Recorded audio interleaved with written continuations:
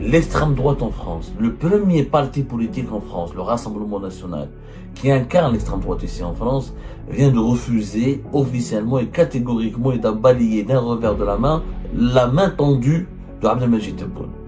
L'extrême droite en France ne veut pas d'une réconciliation avec l'Algérie. M. Jordan Bardella vient d'exprimer catégoriquement son refus d'accepter la main tendue d'Abdelmajid Tebboune. Au contraire, l'extrême droite en France, à travers le Rassemblement national, continue de demander des sanctions très fermes contre l'Algérie. Le jeu est très clair aujourd'hui.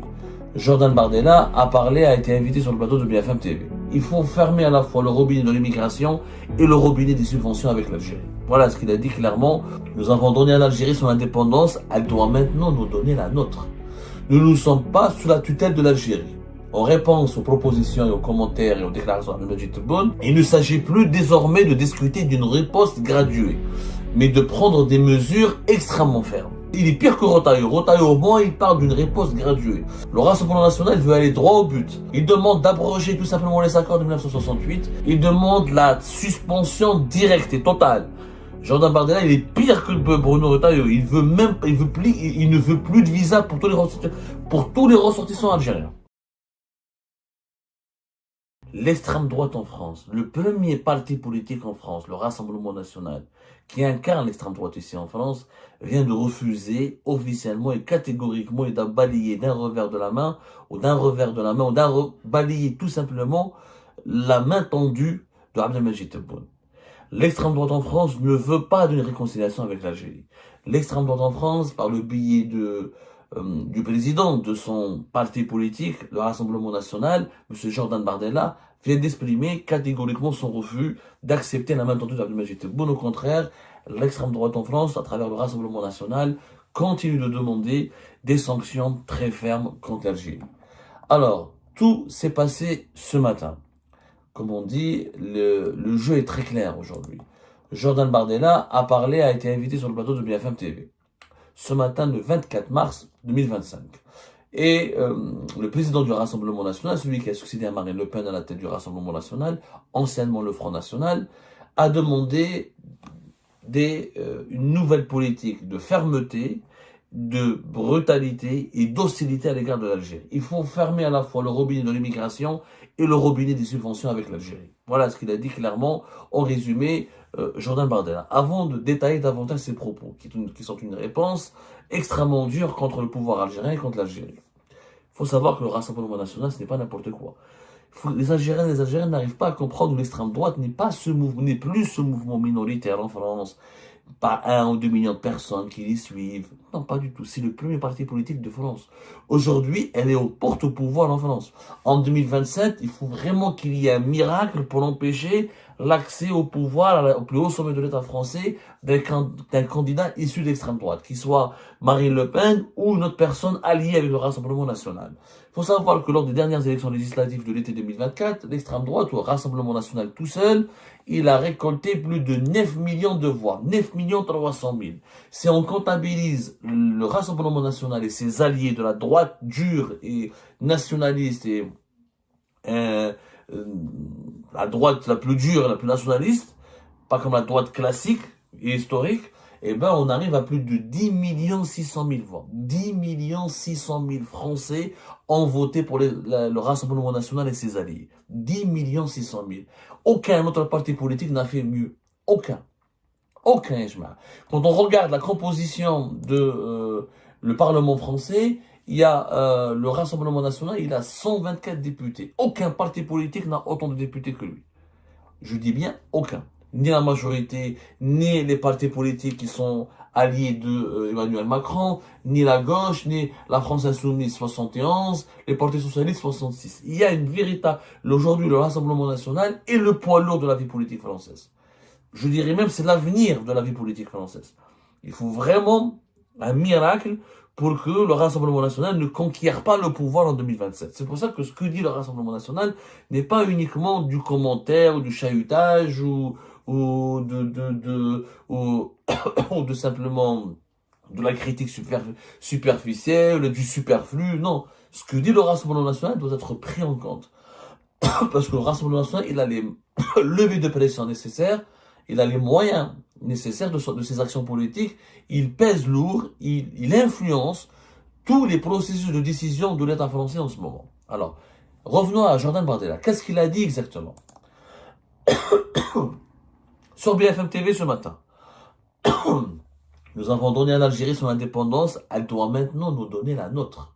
Nous ne sommes pas sous la tutelle de l'Algérie. En réponse aux propositions et aux commentaires et aux déclarations de Majid Tebboune, le jeune président du Rassemblement national, il a déclaré ceci. Il ne s'agit plus désormais de discuter d'une riposte graduée, mais de prendre des mesures extrêmement fermes. Le Rassemblement national ne veut pas faire comme Rotaillot. Il est pire que Rotaillot. Rotaillot, au moins, il parle d'une riposte graduée.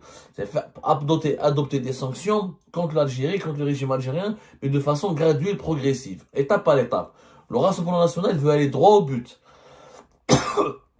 Et de façon encore plus musclée et plus dure.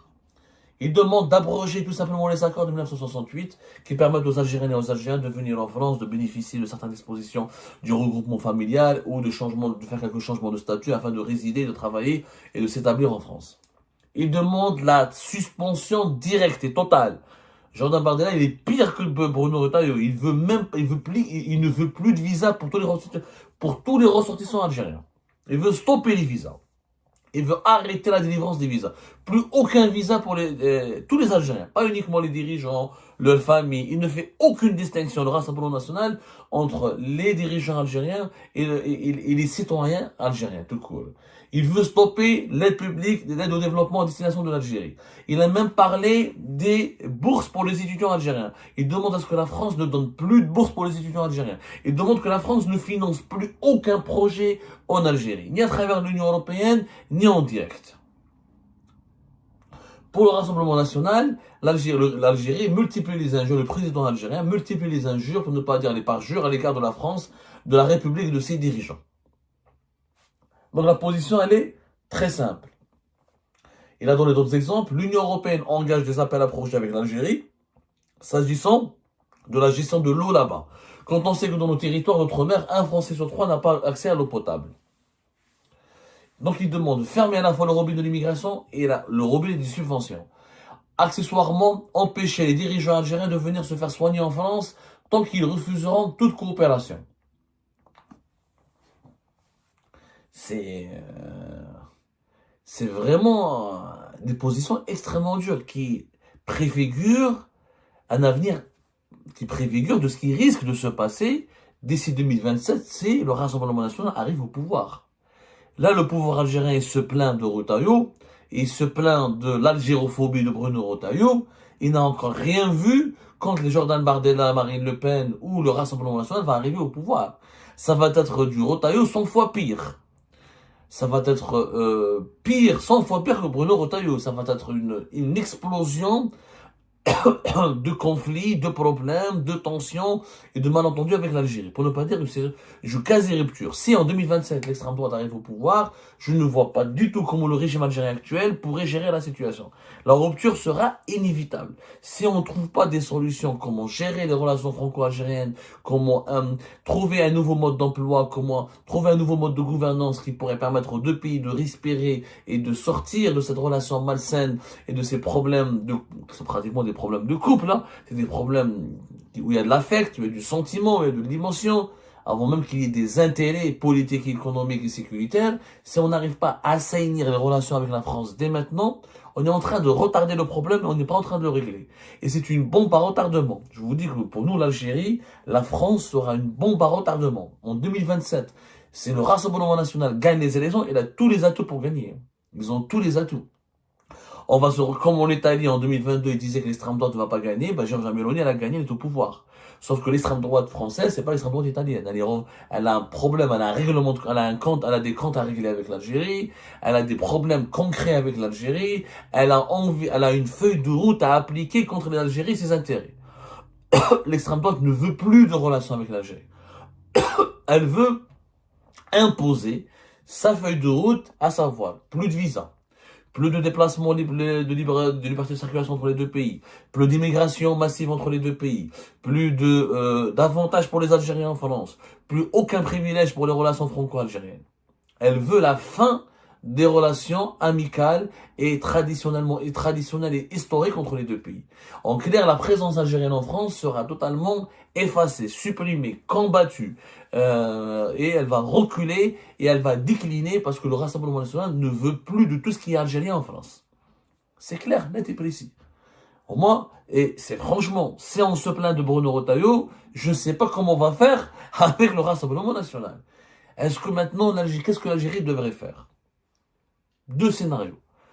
Appuyer une force politique française progressiste et modérée qui pourrait empêcher l'arrivée au pouvoir du Rassemblement national. Quand je dis appuyer, ça ne veut pas dire s'ingérer dans les affaires politiques internes. Ça veut dire soutenir, faire des accords, inviter ces politiques en France, mobiliser l'électorat algérien, sensibiliser l'électorat algérien pour pousser et soutenir et essayer de créer des dynamiques positives et des partenariats positifs avec des forces politiques françaises qui sont progressistes et qui ne sont pas extrémistes et qui peuvent nous permettre d'avoir des relations saines, efficaces et pragmatiques avec la France. Ou de deux, revoir la relation avec la France dès maintenant, la revoir radicalement, renégocier les accords, trouver des mécanismes de gestion des flux humains et des migrations clandestines, trouver des mécanismes de gouvernance dès maintenant pour répondre aux problèmes qui vont s'amplifier en 2027. L'immigration clandestine va s'aggraver d'ici 2027, c'est inévitable. Elle s'aggrave, elle ne cesse de s'aggraver entre la France et l'Algérie depuis 2021, depuis 2022. Trouver des solutions pour les droits et les devoirs des Algériens et des Algériens en France.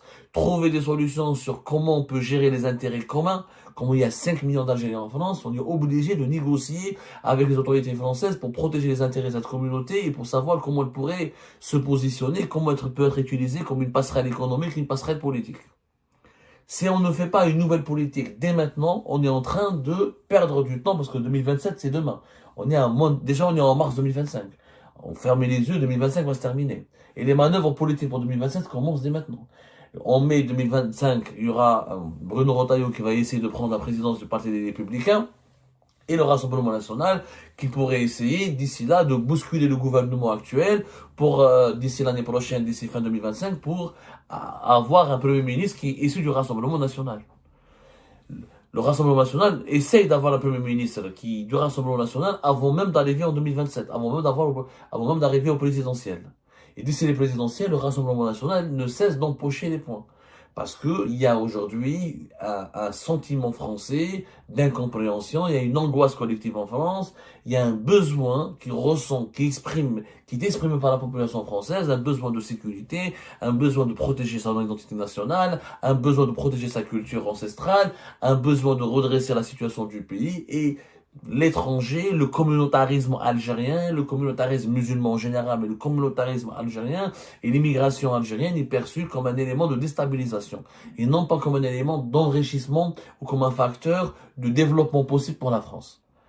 L'incompréhension, le régime algérien, avec son fonctionnement dictatorial, arbitraire, il utilise toujours l'argument de la mémoire, la question à chaque fois. Et plus on enferme les relations franco-algériennes dans les questions de la mémoire ou dans les agendas liés aux questions de l'histoire et de la mémoire et de la décolonisation, plus l'extrême droite est en train de se renforcer. Parce que les Françaises et les Français ont l'impression que du côté algérien, on veut culpabiliser en permanence la France pour arracher des compromis, pour arracher des concessions qui permettront aux Algériens et aux Algériens d'avoir des droits supplémentaires et des privilèges importants sur le territoire français. Aujourd'hui, l'histoire et la décolonisation, ce n'est plus une priorité pour les Françaises et les Français. Leur priorité, c'est de conserver leur rythme de vie, leur qualité de vie, leurs avantages sociaux, leurs intérêts économiques, leur salaire, et leur bien-être. Et le Rassemblement national n'est pas du tout dans une optique d'apaisement des tensions autour de la mémoire et de la colonisation. Donc, on a un gros problème.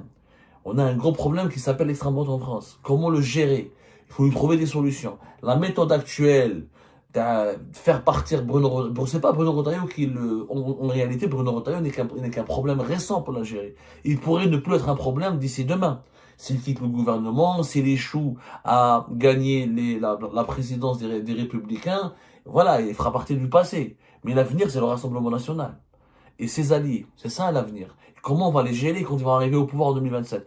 Comment on risque de les gérer si le gouvernement de François Bayrou tombe d'ici la fin d'année 2025 et que le Rassemblement national impose un Premier ministre issu de ses rangs? Donc il y a une conjoncture extrêmement brûlante pour les intérêts de l'Algérie. Et la France, encore une fois, c'est une question de politique interne, comme l'Algérie est une question de politique extérieure et interne et d'affaires internes pour la France, c'est la même chose pour l'Algérie. La France n'est pas uniquement une question de politique extérieure, c'est aussi une question de politique intérieure, parce que nous avons des millions d'Algériens qui vivent en France.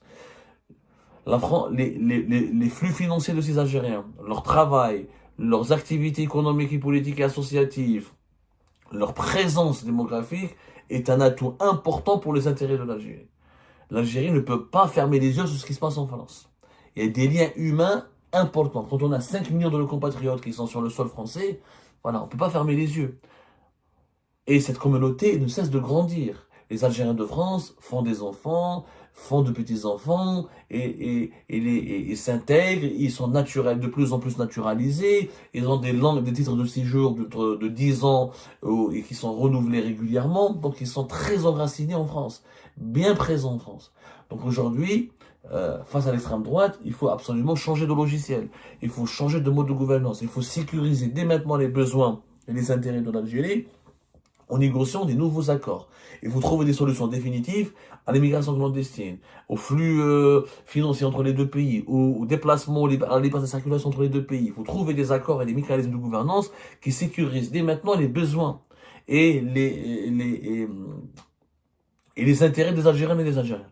Comme ça, c'est par malheur, on a l'extrême droite au pouvoir en 2027, on saura comment négocier, on saura comment défendre nos intérêts, puisqu'on les aura sécurisés par des accords, ou par des pratiques qui seront gagnantes à la fois, qui assureront un partenariat gagnant pour la France et pour l'Algérie à la fois. Et ben c'est la fin de cette vidéo les amis. Je vous remercie comme d'habitude pour avoir suivi jusqu'à la fin. N'oubliez pas de nous laisser vos commentaires et vos réactions sur la vidéo et de vous abonner à la chaîne si vous n'êtes pas encore abonné. Donc voilà, merci beaucoup pour votre soutien et vos abonnements. Et merci aussi pour vos commentaires et vos discussions très animées dans la section des commentaires. Donc, vous n'oubliez jamais de décortiquer bien un sujet sur tous les points qui ont été abordés dans la vidéo et ça fait vraiment plaisir quand moi-même je ne fais pas de commentaires, je m'appuie sur vous pour que vous puissiez bien expliquer les choses et en faire des discussions civilisées et dans tout le respect possible. Donc voilà, merci beaucoup et à la prochaine dans une nouvelle vidéo. Au revoir.